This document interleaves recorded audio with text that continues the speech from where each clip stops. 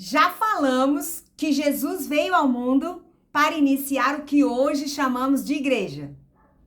Por isso, não devemos pensar que igreja, enquanto pessoas que se tornam a morada de Deus, é um projeto humano, porque não é. É um projeto divino que começou na eternidade. Olha só, o apóstolo João nos ensina, ao abrir o seu evangelho, que Jesus estava com Deus desde a eternidade, desde o princípio. O que é o princípio? É realmente o princípio de tudo o que nós temos contato, de tudo o que nós podemos ver. Ou seja, antes mesmo da criação, Jesus estava com Deus. Jesus, então, tem a mesma natureza de Deus, o Pai. Sendo Deus, sendo divino, Jesus assume uma natureza humana para vir aqui a este mundo. E João nos diz que ele é a luz do mundo. Assim, Deus veio para os seus, mas os seus o rejeitaram. Quem são os seus? Os judeus, o povo de Deus. Mas ele se apresentou a todos e alguns o aceitaram. O que isso quer dizer? Estes que creram em Jesus receberam o poder de se tornarem filhos e filhas de Deus. Então agora, não eram somente judeus. Quando Jesus vem ao mundo, nós entendemos que por um nascimento não humano, não porque nasce entre judeus, mas por um nascimento divino, é que nos tornamos povo de Deus. Esses, então, que se tornam filhos, são comparados a pedras vivas.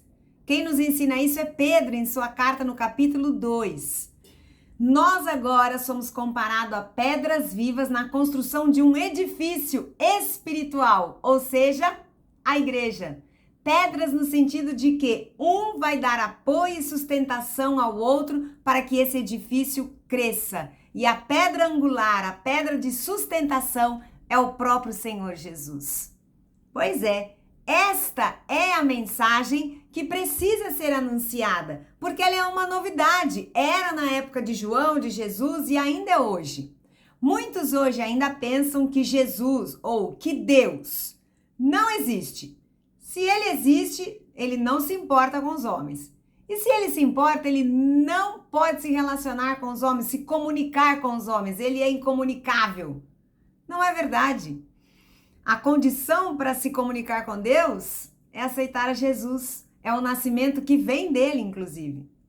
Bom, esse sempre foi o plano. Ou seja, Jesus vir ao mundo, Jesus preparar alguns discípulos para espalharem essa boa notícia, Jesus morrer, Jesus ressuscitar, voltar para o Pai e enviar o Espírito Santo. O Espírito Santo é aquele que trouxe capacitação divina para os discípulos anunciarem a novidade com ousadia. E enquanto os discípulos falavam, um poder sobrenatural agiria nos corações daqueles que ouviam, dando-lhes fé. É isso que acontece ainda hoje. E é isso que aconteceu. Em Atos capítulo 2, os discípulos foram batizados e ficaram cheios com o Espírito Santo e falaram em outras línguas. Que línguas? Na língua de povos que estavam ali e entenderam a boa notícia do Evangelho na sua língua natal, de outras nacionalidades. Todos os que estavam ali, outros, pensaram que eles estavam embriagados, mas eles estavam apenas falando sobre Jesus na língua que cada estrangeiro pôde entender. Assim eles se tornaram testemunhas de Jesus. É isso! Quer celebrar a Páscoa? Celebre o Cordeiro Pascal que morreu e ressuscitou. E continua vivo em nós, através de nós, que somos suas testemunhas, que estamos contando esse plano divino que eu tô falando para você. E não só contando esse plano divino, nós estamos vivendo esse plano divino, ou seja, a eternidade que já está dentro de nós. É assim que os filhos comemoram a verdadeira Páscoa.